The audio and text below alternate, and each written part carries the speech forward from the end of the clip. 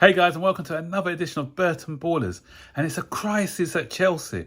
Nobody wants to join. De Ligt's the latest one who doesn't want to join us. Fans don't want to support us anymore because we haven't bought anyone. Just another day in the office. Welcome to the Burton Ballers. Ain't got no time for no stallers, yeah. We are the risers, we're not the fallers. Our channel is growing wider and taller. Yeah, we're here to give you the news about your dear beloved Blues, yeah. So if you like this YouTube channel, like, subscribe and turn on that bell. Yeah.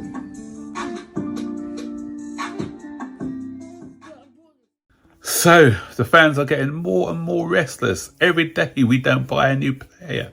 And everyone's believing every single report that they read in the news.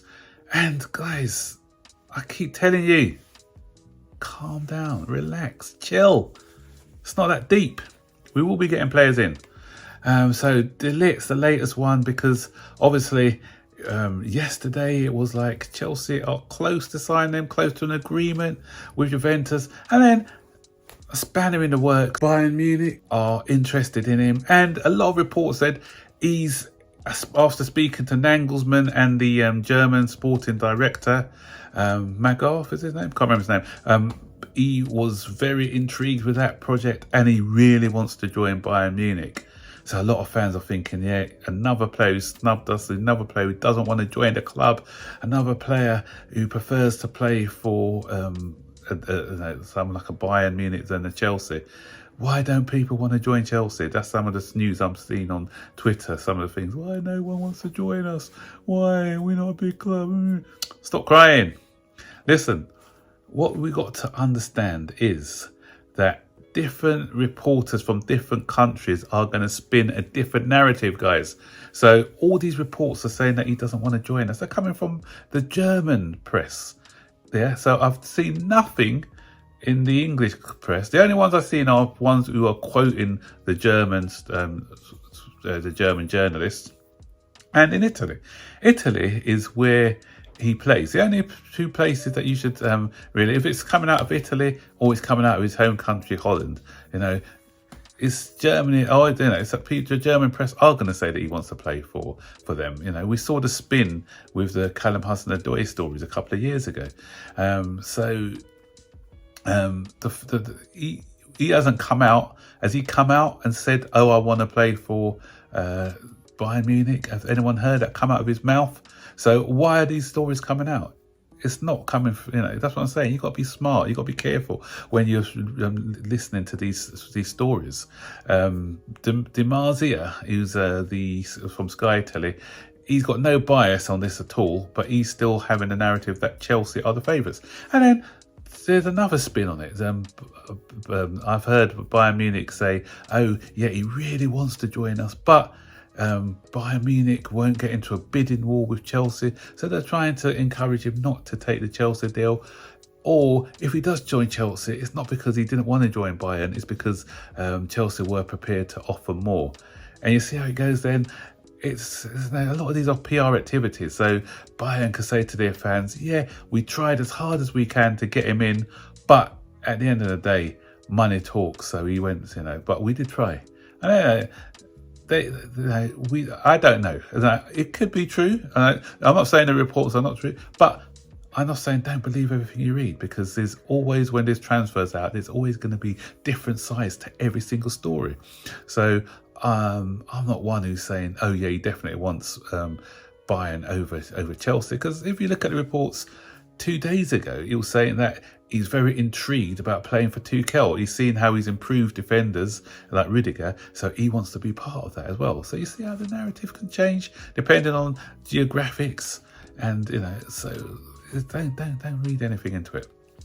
And the other thing I want to talk about is just the fickleness of our supporters. Some of our supporters, they embarrass me, especially the new breed of supporters. Some guy on Twitter today, he says, oh, if Chelsea don't make any marquee signings, I'm going to find another club to support. This is embarrassing. That's why a lot of oppositions, they laugh at us and call us plastic, because that is such a plastic comment, you know.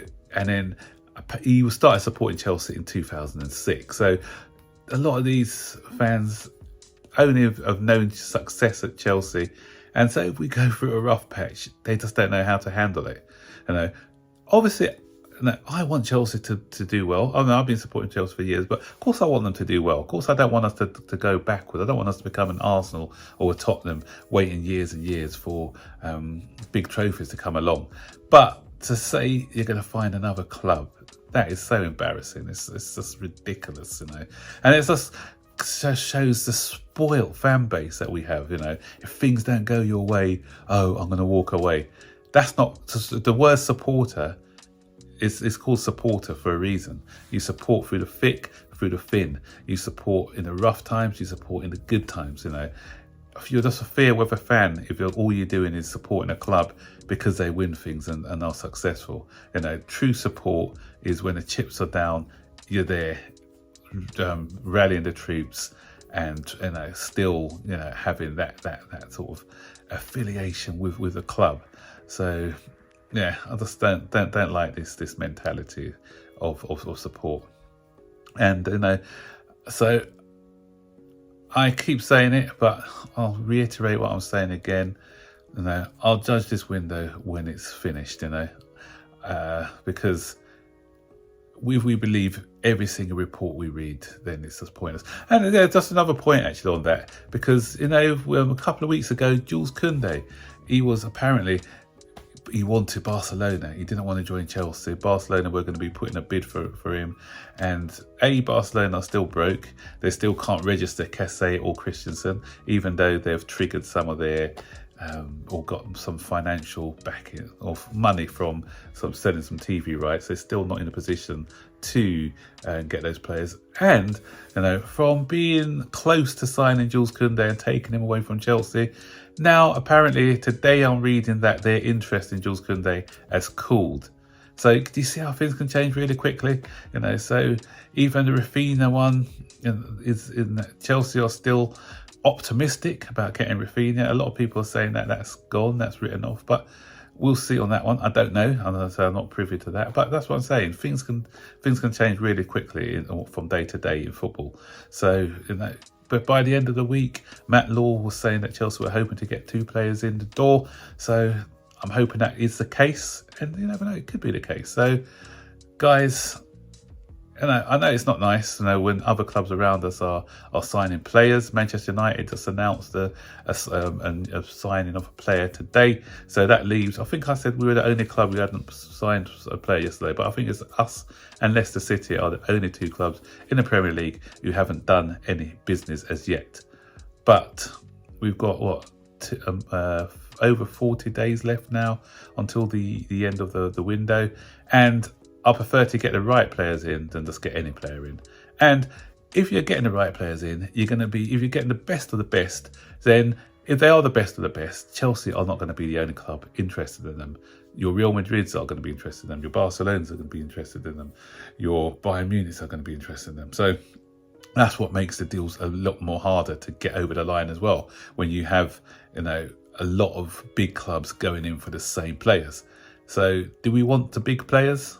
Or do we just want the average ones? You know, we could, if we wanted to, we could have gone and got 2 or 3 ordinary players just like that. You know, easy players, not too expensive, not where other clubs are after them. But you moan about that as well. Why are we getting these second-rate players? Why are we not waiting to get the best? To get the best, sometimes it takes time. So that's what we need. Time, boys. Let's have time. And let's see what happens. So until the next one, don't forget to stick your comments in the section below and like, subscribe, turn on all post notifications so you'll be notified every time I make a new video. Take care. Bye-bye.